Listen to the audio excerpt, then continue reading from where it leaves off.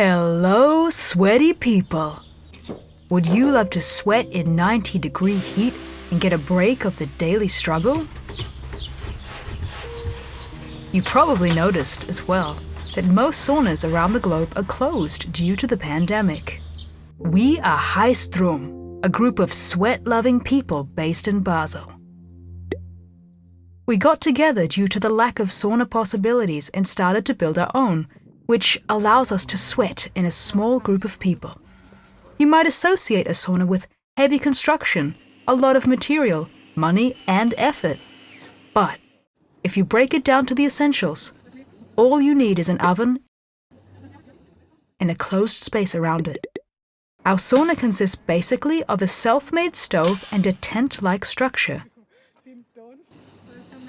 Let's get to the heart of the sauna, the oven. The idea behind it is that you can have a stove that is built out of very little material and open to further development. That's why we made our plan open source, to share it with you and to see how it could be enhanced. The plate through which the stovepipe passes has various slots and holes to connect it to any sauna structure. Over it comes heat-resistant fabric.